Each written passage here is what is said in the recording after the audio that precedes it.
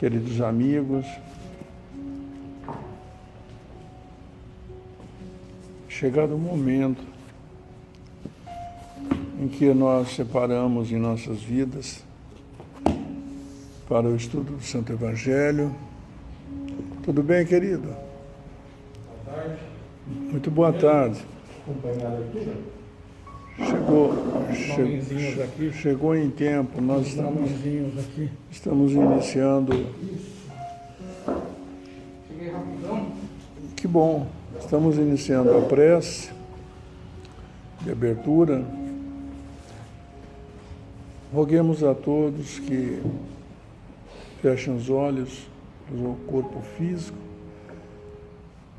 passando um comando mental ao nosso intelecto para relaxar todas as fibras, todos os músculos, a fim de que possamos deixar de lado as preocupações, os trabalhos, as realizações que estamos, então, até esse momento, dando efetividade, porque agora é o momento do encontro com Jesus. E esta oportunidade merece a nossa mais elevada estima e consideração. Por isso, pensando na figura amorosa do Mestre, também daqueles que dirigem os trabalhos desta tarde, do lado espiritual, muitos são os cooperadores, trabalhadores que estão atentos, sem nenhum questionamento, apenas ajudar. Por isso, imitando o gesto amoroso de Jesus, abrimos nossos braços, nosso coração, para poder agradecer a todos que aqui estão conosco para esse trabalho. Em nome de Jesus, elevar o nosso pensamento ao Teu Senhor da vida, para agradecer por mais esse dia, mais esta oportunidade, as alegrias e as tristezas que experimentamos, mas a certeza plena de que, nada obstante todas as tempestades, as chuvas, os abrolhos do caminho, nós estamos sempre protegidos pelas mãos abençoadas de Jesus. Com o nosso abraço aos irmãos do outro lado da vida, tanto quanto a cada um de nós, nós vamos abrir os nossos trabalhos da tarde de hoje com a oração que Jesus nos recomendou e nos ensinou. Pai nosso que estais no céu, santificado seja o vosso nome. Venha a nós o vosso reino, seja feita a vossa vontade, assim na terra como no céu. Pão nosso de cada dia nos dai hoje, Senhor, perdoe as nossas ofensas, assim como nós perdoamos aqueles que nos têm ofendido. E não nos deixe cair em tentação, mas livra, Senhor, de todo mal, porque vosso é o poder, o reino e a glória para sempre. Aberto os trabalhos, Dona Célia, por favor, só poderia escolher um evangelho para nós.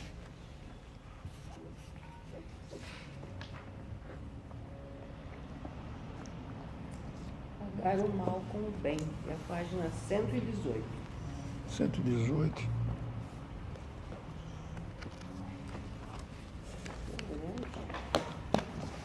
Vamos por parágrafo, né, como a senhora... Pagar o mal com o bem. Ali até o 3. Deixa eu ver aqui. Ué. 118? É. Ah, sim, senhora. É do capítulo 12, né? Amai os vossos inimigos. Isso. É, sim, senhora. Pode começar aí. Até o número 4? Eu acho que é até o 4. Mas vamos aí, a senhora leu o primeiro, o Ayrton o segundo. Eu falei, viu, Dona Célia, a senhora não vai dar um crédito para mim, porque eu elogiei o trabalho do Ayrton, porque ele é como professor, a senhora também. Vocês leem muito bem, e não podia ser diferente, né? A entonação da voz, as paradas nas vírgulas e tudo mais, né? De vez em quando a gente passa lotado, né? Então, parabéns para a senhora também. Então vamos lá. Obrigada. Pagar o mal com o bem. Aprendestes que foi dito: amareis vosso próximo e odiareis vossos inimigos. E eu vos digo: amai os vossos inimigos, fazei o bem àqueles que vos odeiam e orai por aqueles que vos perseguem e vos caluniam, a fim de que sejais filhos de vosso Pai que está nos céus, que faz erguer o sol sobre os bons e sobre os maus, e faz chover sobre os justos e os injustos. Porque se não amardes senão aqueles que vos amam, que recompensa disso tereis? Os publicanos não o fazem também? E se não saudardes senão os vossos irmãos, que fazeis nisso mais que os outros? Os publicanos não o fazem também? E eu vos digo que se a vossa justiça não for mais abundante que a dos escribas e dos fariseus, não entrareis no reino dos céus. São Mateus. Se não amardes, senão aqueles que vos amam, que recompensa tereis, uma vez que as pessoas de má vida amam também aqueles que as amam? E se não fazeis o bem, senão aqueles que vos fazem, que recompensa tereis, uma vez que as pessoas de má vida fazem a mesma coisa? E se vós não emprestais, senão aqueles de quem esperais receber o mesmo favor, que recompensa tereis, uma vez que as pessoas de má vida se emprestam mutuamente para receber a mesma vantagem? Mas por vós, amai os vossos inimigos, fazei o bem a todos e emprestais sem disso nada esperar. E então, vossa recompensa será muito grande, e sereis os filhos do Altíssimo, que é bom para os ingratos e mesmo para os maus. Sede, pois, cheios de misericórdia, como vosso Deus é cheio de misericórdia. São Lucas. Seu amor ao próximo é o princípio da caridade. Amar os inimigos é a sua aplicação sublime, porque esta virtude é uma das maiores vitórias alcançadas sobre o egoísmo e o orgulho. Entretanto, equivoca-se geralmente sobre o sentido da palavra amor nesta circunstância. Jesus não quis dizer, por essas palavras, que se deve ter pelo inimigo a ternura que se tem para com um irmão ou amigo. A ternura supõe a confiança. Ora, se não se pode ter confiança naquele que sabemos nos querer mal, não se pode ter com eles os transportes de amizade, porque se sabe que é capaz de abusar disso. Entre as pessoas que desconfiam umas das outras, não poderá haver os laços de simpatia que existem entre aquelas que estão em comunhão de pensamentos. Não se pode, enfim, ter o mesmo prazer ao se encontrar com um inimigo do que com um amigo. Esse sentimento resulta mesmo de uma lei física, a da assimilação e da repulsão dos fluidos. O pensamento malévolo dirige uma corrente fluídica cuja impressão é penosa. O pensamento benevolente vos envolve de um eflúvio agradável.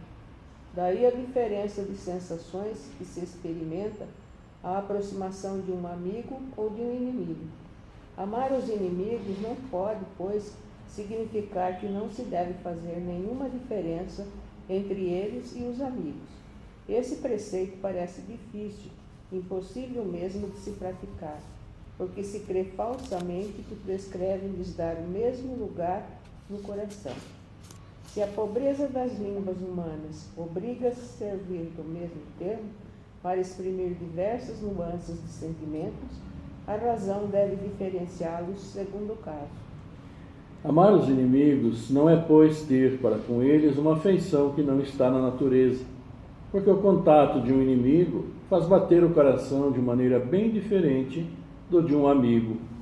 É não ter contra eles nem ódio, nem rancor, nem desejo de vingança. É perdoar-lhes sem segunda intenção e incondicionalmente o mal que nos fazem. É não opor nenhum obstáculo à reconciliação. É desejar-lhes o bem em lugar de desejar-lhes o mal. É regozijar-se em lugar de se afligir pelo bem que os alcança. É estender-lhes mão segura em caso de necessidade. É abster-se em palavras, em ações, de tudo que possa prejudicá-los. Enfim, é retribuir-lhes em tudo o mal com o bem, sem intenção de os humilhar.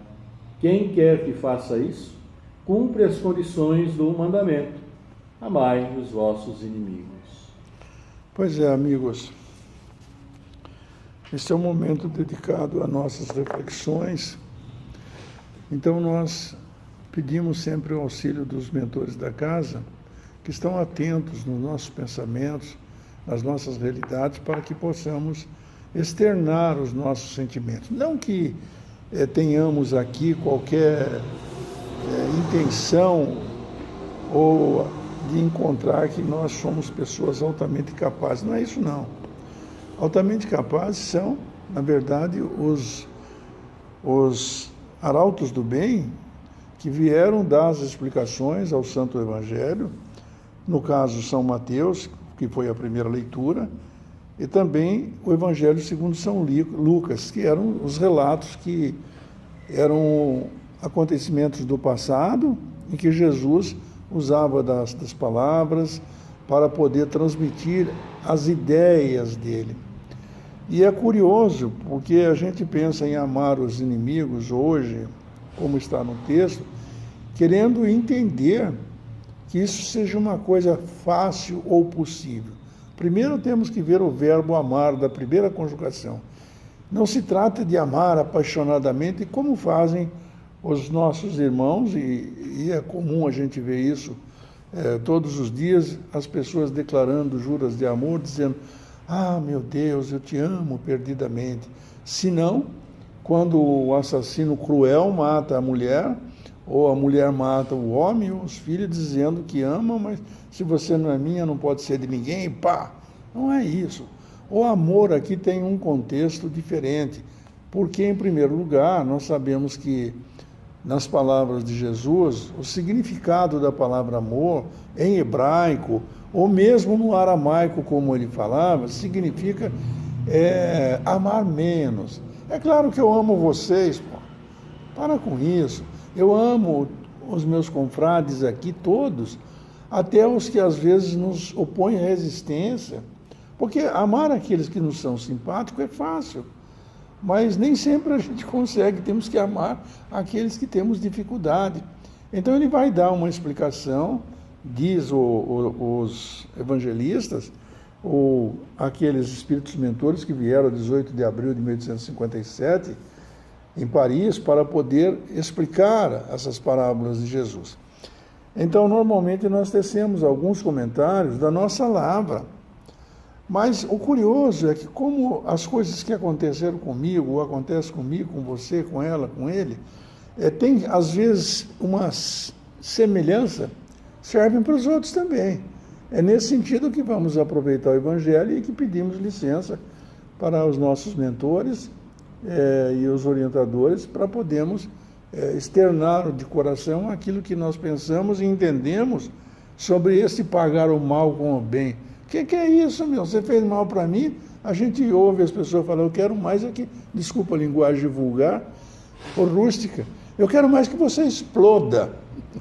E quando a gente sabe, às vezes, de uma pessoa que caiu na desgraça, a gente fala: bem feito. Isso é bom porque ele me paga.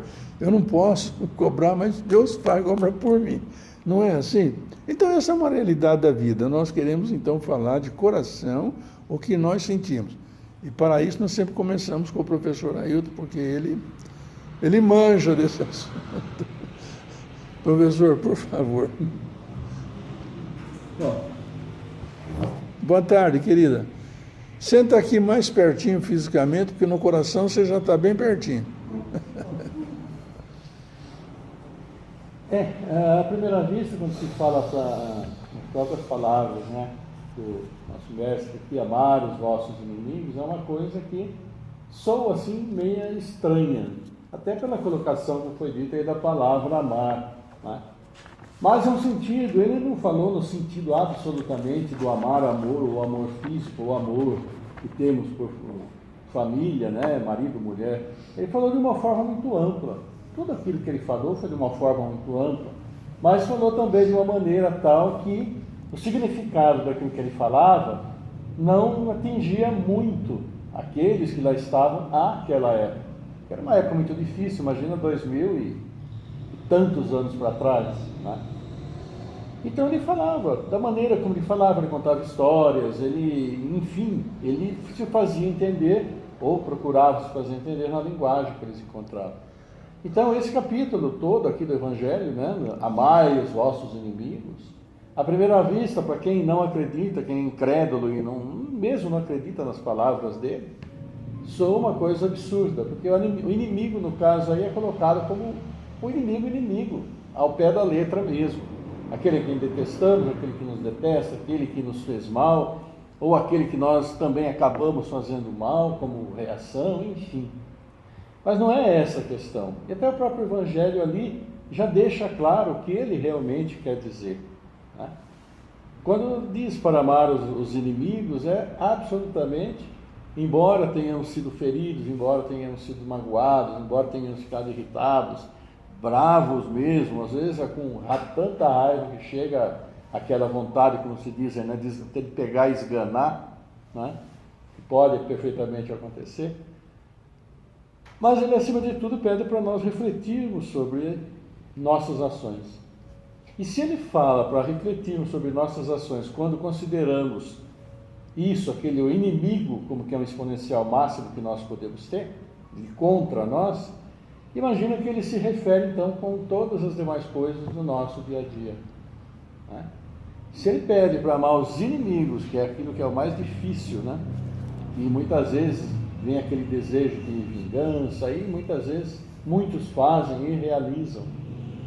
Às vezes não realizam a vingança, digamos assim, cara a cara, que é um pouco mais difícil, vai ver que o inimigo até seja mais forte do que aquele que está desejando, mas muitas vezes a vingança pode ser de maneiras as mais diversas possíveis. Por ficar falando mal, por ir, né, ficar fazendo fofoca, ir minando a confiança que outros têm para aquela pessoa e é desafeto, enfim, há muitas maneiras. E quando ele fala, então, amar os vossos inimigos, quer dizer, pega o ápice daquela raiva que podemos ter, porque fez algo contra nós. Imagina, então, o que ele diz com as coisas que são menos dolorosas para nós, e que muitas vezes nós acabamos nos desviando, acabamos nos perdendo, acabamos fazendo coisas erradas. Então, quando ele fala isso, amar o inimigo, é para realmente não procurar evitar ao máximo de ter aquele pensamento de retaliação, vamos assim dizer, ou qualquer que seja. E uma maneira muito simples, às vezes eu mesmo coloco isso, para a gente poder entender, para a gente poder exercitar isso que ele fala, de não ficarmos desejando mal, porque desejar mal, o que acontece? Nós ficamos com esse pensamento basicamente fixo em nossa cabeça. Se nós temos algum desafeto aqui que nos fez mal, alguém que fez mal a alguém da família, fez mal para a gente, claro, alguém que no trabalho, alguma coisa, pega daquela rasteira que a gente bem conhece, que está esperando melhorar e vem, dá um jeitinho, passa outro na frente, ou... enfim, qualquer que seja essas circunstâncias, nós precisamos ter sempre em mente o seguinte, conforme a própria doutrina nos fala. Todos nós que estamos aqui, nós aqui encarnados, mesmo nossos irmãos que estão aqui conosco, todos nós presentes aqui, nós 4, 8, nós estamos reunidos aqui porque os diversos caminhos, objetivos, desejos nossos nos trouxeram aqui, né? Por mais diferentes maneiras, mais diferentes situações. Mas todos nós somos pessoas muito diferentes umas das outras, nós somos diferentes. Somos casados, eu e ela, há 33 anos já, mas somos também diferentes. Pensamento, maneira de agir, maneira de pensar, né? Por mais próximos que sejamos, somos diferentes. Com relação aos filhos, em dizer, né? Os filhos vêm de duas pessoas que se gostam, segundo a lógica, né? Mas são diferentes dos pais, e são diferentes entre os irmãos. Isso nós somos diferentes dos nossos irmãos, nós somos. Mas por quê? Porque cada um de nós tem uma história espiritual. E essa história espiritual que nós temos, nós não conhecemos. Mas nós podemos ter uma ideia por aquilo que nós pensamos, por aquilo que nós fazemos. Se nós não temos por nós temos por todos aqueles com quem convivemos. Por isso que as pessoas são tão diferentes umas das outras, com valores diferentes. O valor meu sobre uma determinada situação, uma determinada coisa, é totalmente diferente do valor de cada um de nós. Então isso nos leva a crer em quê? Que nós estamos em estágios diferentes, evolutivos, temos ainda muito para aprender, todos nós indistintamente. Basta estarmos por aqui nesse planeta, nós temos uma imensidão de tempo ainda para aprender coisas. Então nós não podemos querer que todos pensem iguais a nós, tenham nossos valores, tenham os mesmos princípios. Isso não vai acontecer. E não adianta insistir. Nós podemos sim lutar para que as pessoas cresçam, mas não para modificá-las segundo o nosso desejo. Não vai acontecer. Os valores são individuais de cada um de nós. Então, quando nós vemos pessoas fazendo coisas horríveis e como fazem, basta ligar a televisão, pegar o celular, dar uma coisa, a gente vê, a gente sabe, está lá, não é de cada um. Isso é reflexo de quê? Da maneira de ser de cada um. Então, se nós pensarmos que cada um de nós é diferente um do outro, vai continuar sendo, mas estamos aqui para aprender aquilo que é bom, aquilo que eleva, aquilo que edifica, nós vamos passar a cobrar menos das pessoas. Nós vamos passar a não valorizar tanto as coisas negativas que elas nos fazem, como nos desenvolve esse sentimento de reação negativa também. Vamos passar a relevar muito mais coisas. Vamos passar a ter um pouquinho mais de indulgência, entender, né? Irritar menos. Se a gente conseguir, com o decorrer do tempo, refletir um pouquinho naquilo que os outros fazem, a importância realmente que teve da minha vida, do que mudou tanto na minha vida que aconteceu, ou se nós valorizarmos um pouco menos aquilo que a gente chama do ego, né? Aquele amor próprio, aquela coisa, que não pode ser abalada, contradita de maneira alguma, nós vamos passar a ter dias melhores. Nós vamos passar a ter momentos melhores. Não temos dias, momentos melhores. Aquilo que nós pensávamos que era tão importante, darmos tanto valor, vai ter um valor menor. E se alguém fizer algo que ofenda esse meu princípio, esse meu valor, não vai me doer tanto. E isso não vai fazer com que aquilo fique em meu pensamento. Durante o dia, durante a noite, eu vou dormir, já durmo, demora para dormir, já é mais difícil. E entra nisso que ele fala aqui.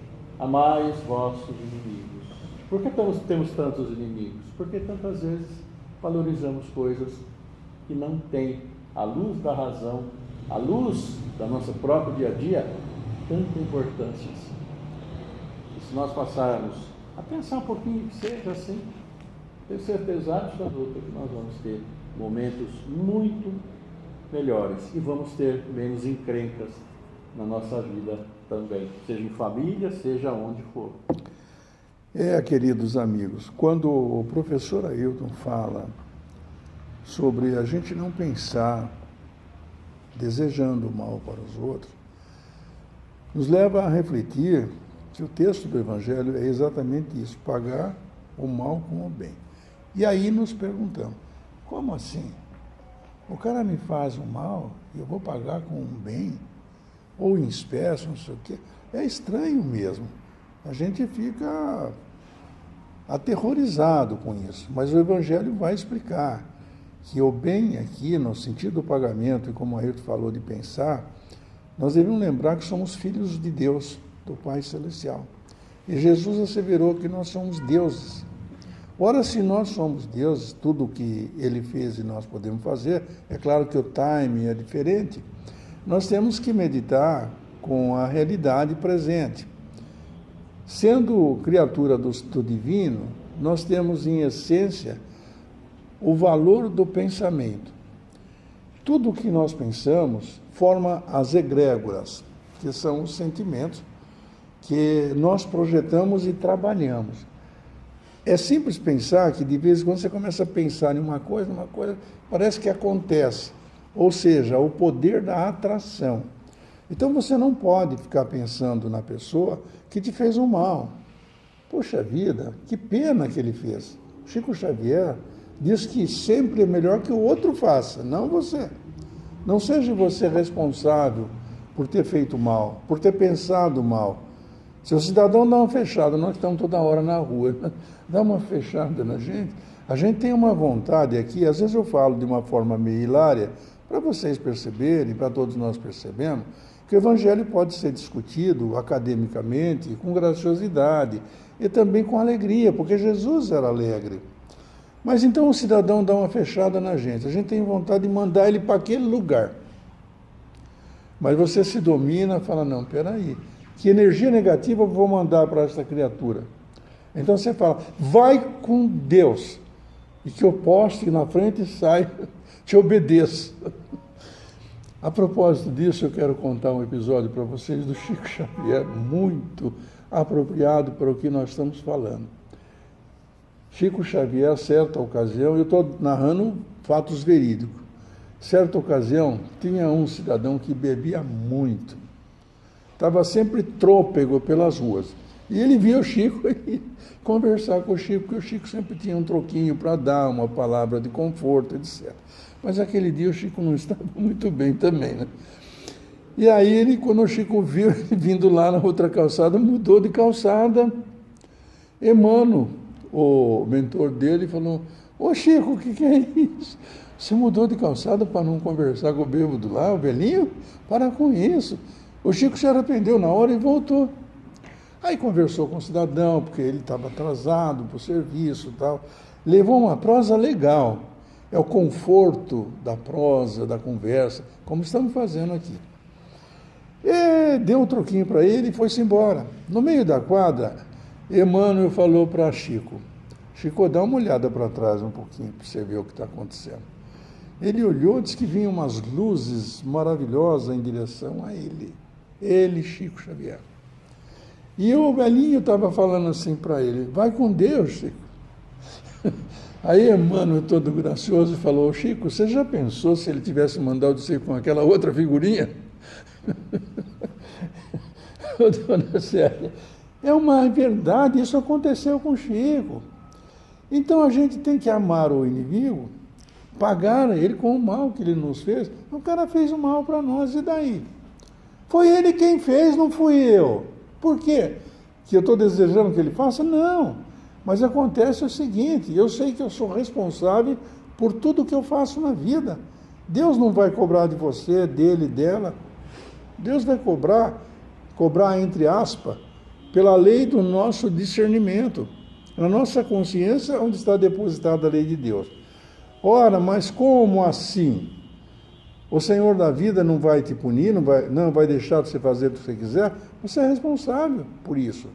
Você é quem decide o que está certo e o que está errado. Você escolheu fazer. Então é assim, é possível amar o inimigo nessa versão que o Ayrton falou, que eu estou construindo a ideia, porque é verdadeira. Não tem outra maneira. Não é tão estranho, assim, não é dinheiro, não é espécie. O inimigo me roubou, agora eu dou um calço nele para ver se eu roubo o dobro. Não é isso.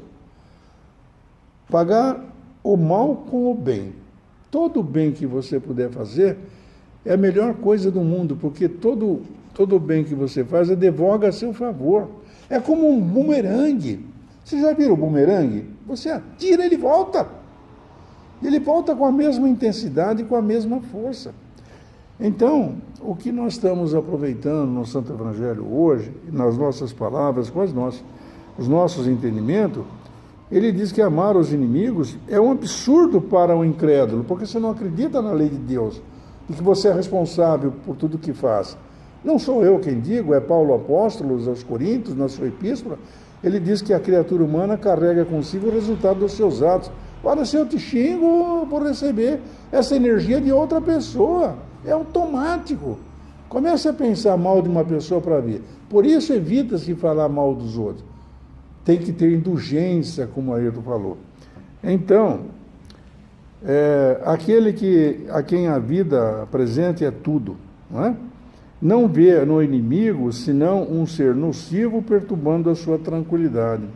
Que pena, né?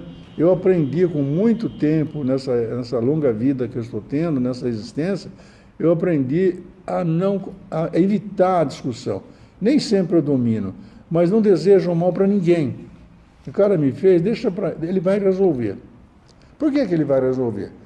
Porque ele tem a consciência que o acusa ou liberta, segundo Santo Agostinho, na questão 919. A consciência dele. melhor, questão 918. A consciência é dele. Ou vocês acham que Deus não tem o que fazer, fica lá, o Jaime fez isso, fulano, ele fez aquilo. Não é assim, não. Vocês já viram nos esplendores celestes, ou nas nuvens celestiais escrito, o Senhor da vida necessita de 500 cobradores para punir os seus filhos? Não tem isso, não. Nós somos responsáveis por tudo que cativamos, segundo Antoine Saint-Exupéry. Então é isto. Nós podemos amar, sim, o inimigo, não desejando o mal. Não precisa ser a revanche, como falamos semana passada, né? Não precisa ser revanche, não, fisicamente, ou punhal, nada disso. Não desejar o mal é um trabalho interior que cada um de nós vai fazer. É tão bonito isso, a gente começar a entender, porque quando o adversário aparece, pode entrar, mocinha, é 1 minuto só. Porque quando as dificuldades aparecem à nossa frente, nós temos que estar preparados. Com esse entendimento que nós vamos levar hoje, pode parecer, às vezes, a um ou outro, que o que se falou não se aproveitou, que não se engane a nossa vã filosofia. Tudo isso está registrado no nosso intelecto. Amanhã ou depois, por algum motivo, vocês vão lembrar, falar, tinha um velhinho lá de chapéu, ele fala um negócio assim, parece que está dando certo. Não é, Eliane? É assim. Então vamos aproveitar, fechar os nossos olhos e projetar os nossos pensamentos até os esplendores celestes. Em nome de Jesus, para que Ele nos conduza até o Pai Celestial, aonde poderemos dizer das profundezas de nossa alma, eu pela bela palavra articulada, vocês pelo seu sentimento, aproveite também e peça ao Senhor da vida o que vocês desejam, saúde, paz, que nos livre da pandemia, saúde para a nossa família, os nossos entes queridos. Aproveite a oportunidade ao dizer, Senhor, meu Deus, mais uma vez em Tua presença, por intercessão de Jesus de Nazaré, o nosso querido amigo, irmão maior, o nosso mestre, companheiro de todas as horas, para Te dizer, Senhor, que nós Te amamos de todo o nosso coração, de toda a nossa alma, para agradecer, Senhor, pela vida bela, colorida e consentida, pela família, por esta casa abençoada de paz e amor, por todos os caminhos que devemos percorrer, tudo Te dizemos, obrigado, Senhor, mas queremos aproveitar, como na oração do Pai Nosso, a Te pedir que cuide de nossos familiares, dos nossos entes queridos, do nosso corpo, dos nossos pensamentos, da nossa vida, Senhor. E que tudo aquilo que particularmente cada um de nós está fazendo o pedido agora, faça mesmo, porque nesse instante o seu anjo da guarda passa uma bandeja de prata em seus pensamentos para depositar aos pés do altar, para que seja atendido na medida das nossas necessidades. Com isso, Senhor, finalmente te pedimos que quando os passes aqui administrados por esses pecadores, em cada um dos nossos irmãos, aumente a sua energia física e distenda-se para todos os hospitais, casas de saúde, orfanato, para todos esse planeta sob a governança de Jesus, em nome do Mestre querido. Ser conosco, Jesus, agora e para sempre.